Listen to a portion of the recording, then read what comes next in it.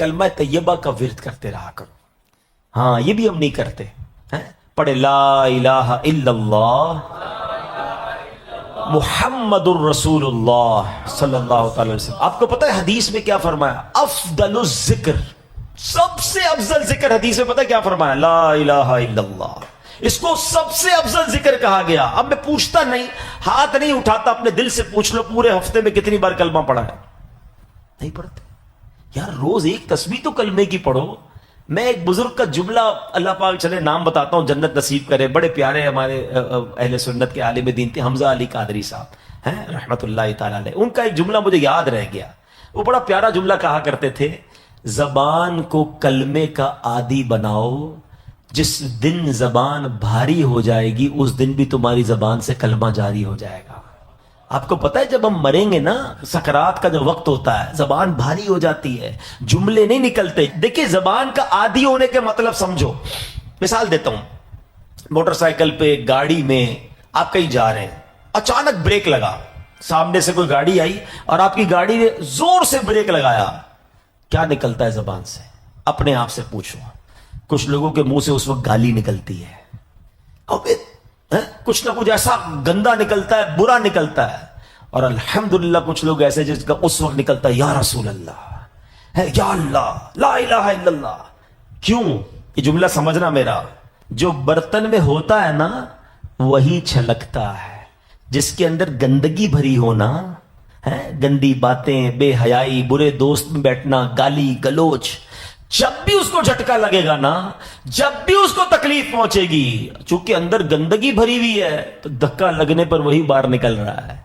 جس کے صبح و شام اللہ کے ذکر میں گزرتے ہوں، درود پاک میں گزرتے ہوں، کلمہ پاک میں گزرتے ہوں، اس کو جب بھی دھکا لگے گا اس کے منہ سے انشاءاللہ درود پاک ہی نکلے گا، کلمہ پاک ہی نکلے گا. اب آپ کی مرضی ہے برتن میں کیا بھرنا ہے، کیسے دوستوں میں بیٹھنا ہے، کیسی گیدرنگ میں بیٹھنا ہے، اور بھرنا کیا ہے اپنے اندر. اپنے برتن کو اچھا بھرو، روز کلمہ پڑھتے رہا کریں. ایمان کی حفاظت کا ایک ذریعہ یہ بھی ہے کہ بندہ کلمہ پاک کا ورد کرتا رہے، تاکہ جب میری زبان بھاری ہو، سکرات کا عالم ہو، تو زبان سے کلمہ جاری ہو جائے. اللہ سے دعا کرتا ہوں مولا مرتے وقت ہمیں کلمہ نصیب کرنا.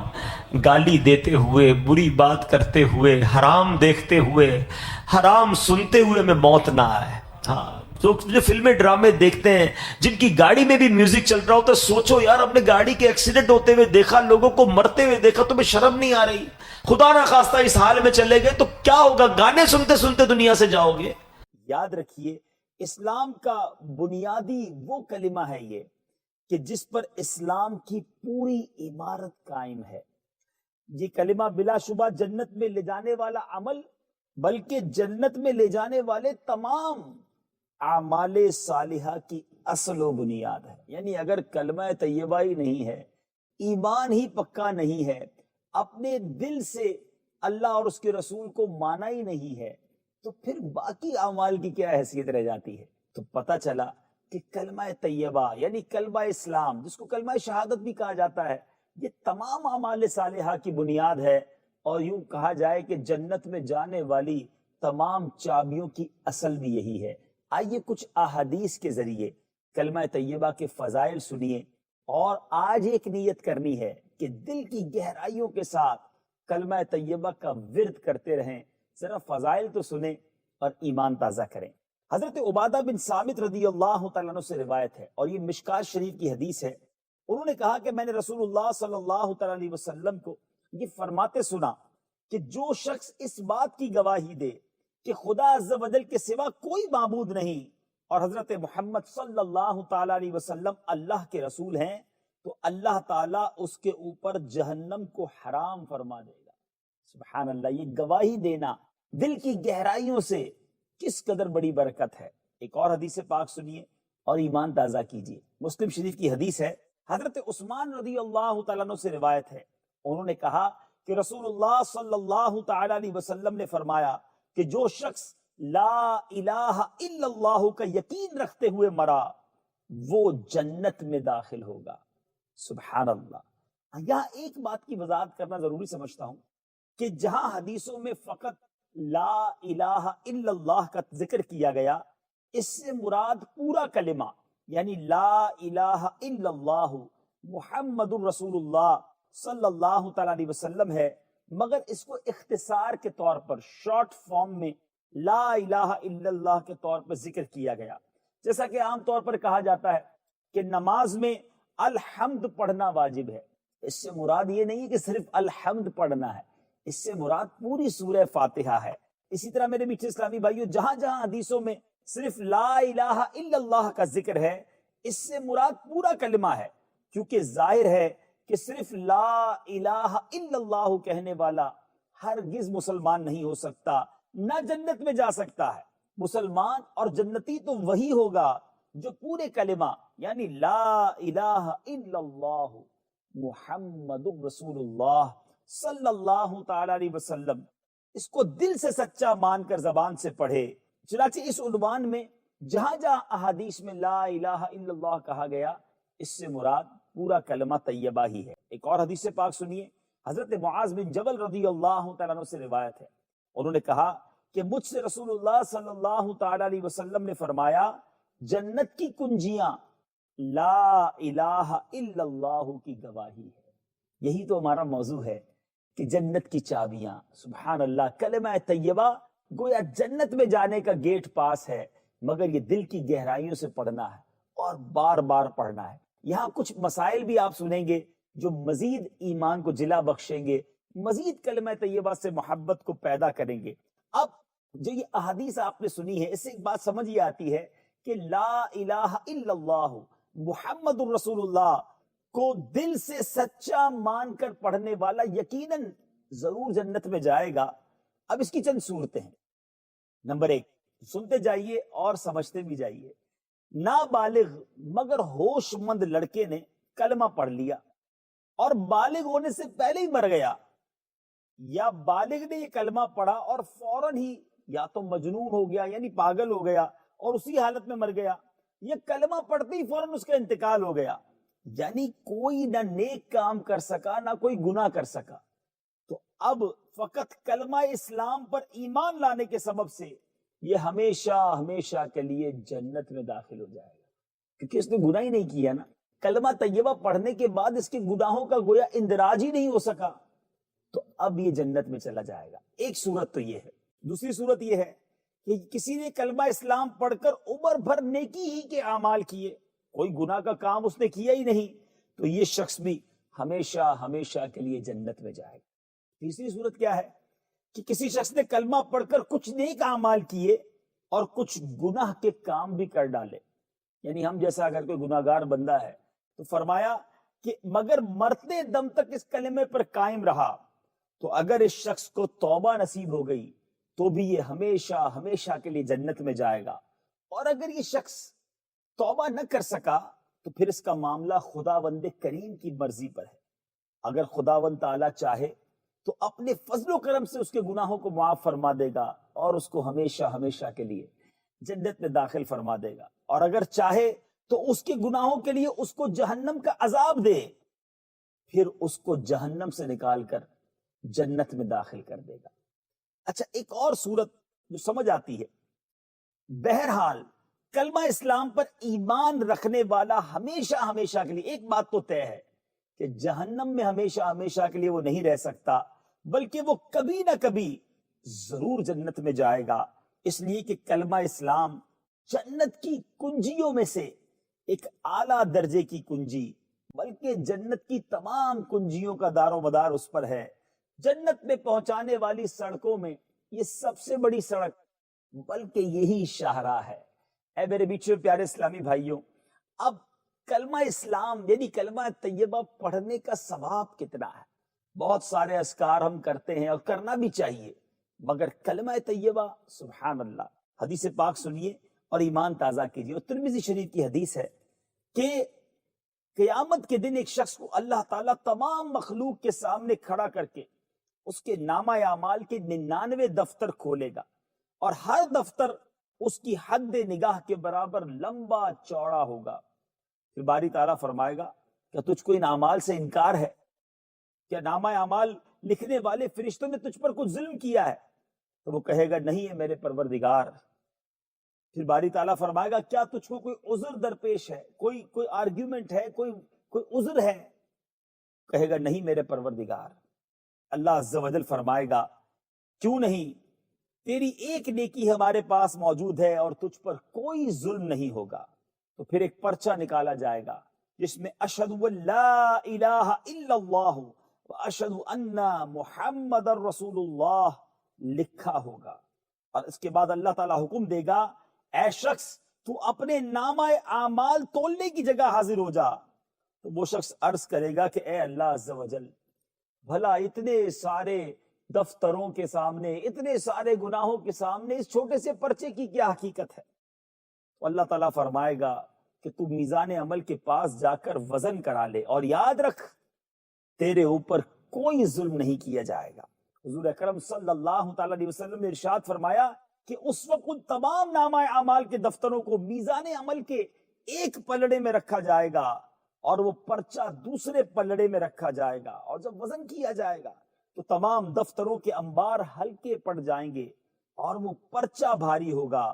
ظاہر ہے بھلا خدا کے نام کے سامنے اللہ عز و جل کے نام کے مقابلے میں کون سی چیز بھاری ہو سکتی ہے؟ کلمہ طیبہ بھی تمہاری زبانوں پہ پڑھنا آسان ہے، اس کو اتنا عادی بنا لو، اتنا عادی بنا لو زبان کو کلمہ طیبہ کا، کہ جب زبانیں بھاری ہو جائیں، سکرات کا عالم طاری ہو، اس وقت زبان سے الفاظ مشکل سے ادا ہوں گے، لیکن چونکہ تمہاری زبان کلمہ پڑھنے کی عادی ہوگی، اس وقت بھی زبان پر کلمہ طیبہ جاری ہو جائے گا۔ مشکل مرحلہ آتا ہے نا، ایکسیڈنٹ ہوتے ہوتے انسان کا رہ جاتا ہے، کوئی جھٹکا لگتا ہے، کوئی تکلیف پہنچتی ہے، تو بے ساختہ انڈیلیبریٹلی اس کی زبان سے کلمہ طیبہ نکل آتا ہے، یا رسول اللہ کی صدا نکل آتی ہے، یا غوث اعظم کی صدا نکلتی ہے۔ ایسا ہوتا ہوگا آپ کے ساتھ، ہوا ہے نا آپ کے ساتھ؟ جن کے ساتھ ہوا ہے وہ سر ہلا رہے ہوں گے۔ کیوں؟ ہماری یہ پڑھنے کی عادت ہے، ہمیں پتہ ہے مشکل وقت میں یہ اچھے کلمات ادا کرنے ہیں، لیکن جن لوگوں کی معاذ اللہ گالیاں دینے کی عادت ہے، بری باتیں کرنے کی عادت ہے، ہم نے دیکھا ہے وہ گر بھی جاتے ہیں نا، یا دھکا بھی لگ جاتا ہے، یا اللہ نہ کرے ایکسیڈنٹ بھی ہوتا ہے، تو ان کی زبان سے گالی نکلتی ہے، ان کی زبان سے کوئی برا کلمہ ہی نکلتا ہے۔ یار ایسے وقت تو انسان کو توبہ کرنی چاہیے کہ مرتے مرتے بچاؤں۔ تو بات وہی ہے کہ زبان عادی کس چیز کی ہے۔ آج اس پہلے سلسلے میں ایک نیت میں بھی کرتا ہوں، آپ بھی کر لیں، کہ صبح و شام جتنا ہو سکا کلمہ طیبہ کا ورد کروں گا۔ میرے اسلام کا دار و مدار اس پر ہے کہ میں دل کی گہرائیوں سے اپنے اللہ پر اور اس کے پیارے نبی صلی اللہ تعالی علیہ وسلم پر ایمان لاؤں، ان کا ذکر کروں، ان کا تذکرہ کرتا رہوں، اور اس گواہی کو بار بار دہراتا رہوں۔ اللہ پاک مجھے بھی کلمہ طیبہ کا ورد کرنا نصیب فرمائے۔ میٹھے میٹھے اسلامی بھائیوں، اولیاء کرام کے سردار اور جماعت اولیاء میں بہت بڑا نام، آسمان ولایت کے چمکتے ہوئے ستارے حضرت سیدنا حسن بصری رحمۃ اللہ تعالی علیہ، آپ کا مقام کتنا برتر و اعلیٰ ہے کہ آپ تابعی بزرگ ہیں۔ آپ نے کئی صحابہ کرام علیہ رضوان کی زیارت کی، اور مولا کائنات شیر خدا کرم اللہ تعالی وجہ الکریم یعنی مولا علی سے آپ نے وضو کا طریقہ براہ راست سیکھا۔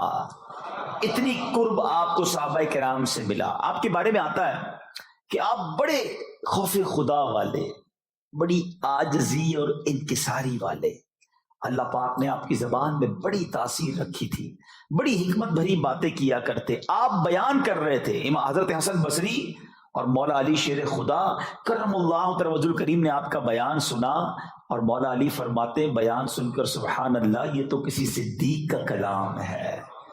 اندازہ کیجیے کتنا بڑا مرتبہ ہے۔ مگر آپ کی زندگی کا ایک عجیب واقعہ جس میں ہمارے لیے بہت سارے میسیجز ہیں۔ ایک مرتبہ آپ نے کہیں جانا تھا تو دریائے دجلہ کے کنارے تشریف لائے اور دریا پار کرنے کے لیے کشتی کا انتظار کرنے لگے۔ اتنے میں حضرت حبیب عجمی رحمۃ اللہ تعالی علیہ، یہ بھی بڑے زبردست ولی اللہ ہے، اور یہ حضرت حسن بصری کے شاگرد بھی رہ چکے ہیں، آپ سے علم دین سیکھا انہوں نے۔ حضرت حبیب عجمی آئے، انہوں نے پوچھا حضور کہاں جانا ہے؟ فرمایا دریا پار جانا ہے، کشتی کا انتظار کر رہا ہوں۔ حضرت حبیب عجمی نے کہا اللہ پر توکل کیجیے اور دریا پار کر لیجیے۔ یہ کہہ کر حضرت حبیب عجمی رحمۃ اللہ تعالی علیہ پانی کے اوپر چلتے ہوئے دوسرے کنارے پر چلے گئے۔ حضرت حسن بصری دریا کے کنارے ہیں اور حضرت حبیب عجبی رحمت اللہ تعالی علیہ پانی پر چلتے ہوئے دریا پار کر گئے. اچھا حضرت حسن بصری نے یہ دیکھا تو آپ غش کھا کر گرے اور بے ہوش ہو گئے. ابھی کمال کی بات سنیے گا. اب ہوش آیا تو لوگوں نے کہا حضور آپ بے ہوش کیسے ہو گئے؟ فرمایا مجھے قیامت کا منظر یاد آ گیا. حبیب عجبی نے علم مجھ سے سیکھا اور میرے سامنے یہ دریا پار کر کے چلے گئے اور مجھے قیامت کا منظر یوں یاد آیا کہ قیامت کے روز جہنم کی پشت پر پل صراط قائم کیا جائے گا، رکھ دیا جائے گا اور اس سے گزرنے کا حکم دیا جائے گا. اگر وہاں بھی ایسا ہوا کہ لوگ پل صراط سے آسانی سے گزر گئے اور میں ادھر محروم رہ گیا تو میرا کیا بنے گا؟ بس اسی دہشت سے میں بے ہوش ہو گیا. پل صراط ہے تلوار کی بھی دھار سے تیز، کس طرح میں اسے پار کروں گا یا رب. اے میرے بیچ اسلامی بھائیوں، ہم بات کر رہے ہیں اولیاء کرام کے سردار کی. خوف خدا کا عالم دیکھیں، جن کے پاس نیکیوں کے انبار ہیں وہ فکر آخرت میں کیسے مبتلا رہتے تھے، کس طرح خوف الہی میں لرزتے تھے، عاجزی کا کیا مقام تھا. اگر سیدنا حسن بصری نے گزرنا ہے تو ہم نے بھی تو گزرنا ہے نا.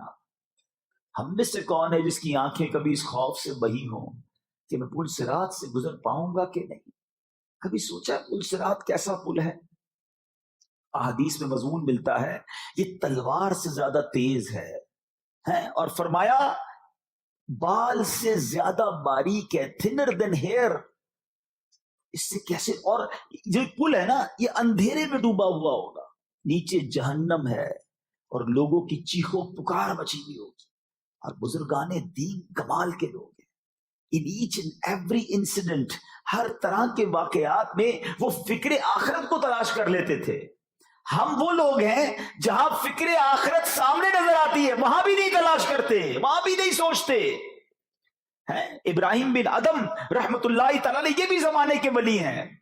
پہلے کے زمانے میں لوگ مل کر نہاتے تھے. اگر آج بھی آپ ترکی مصر وغیرہ جائیں تو بڑے بڑے حمام بنے ہوئے ہیں. اس زمانے میں لوگ مل کر غسل کرتے تھے، حمام بنے ہوتے تھے، گھروں میں غسل خانے نہیں ہوتے تھے. حضرت ابراہیم بن ادم ایک بار گئے کسی غسل خانے پر، دروازے پر ان کو روک لیا گیا، کہ آپ نہیں جا سکتے، آپ کے پاس پیسے ہیں؟ کا پیسے نہیں، کہ نہیں جا سکتے. بہت آپ نے ریکویسٹ کی، اس نے نہیں جانے دی. آپ زاروں کتار رونے لگے. کہتا آپ روئیے تو نہیں، پیسے نہیں، میں جانے دیتا ہوں. کہتے اس لیے نہیں رو رہا کہ تم مجھے جانے نہیں دے رہے، میں یہ سوچ رہا ہوں حمام تو وہ جگہ ہے جہاں نیک بھی جاتے ہیں، گناہگار بھی جاتے ہیں.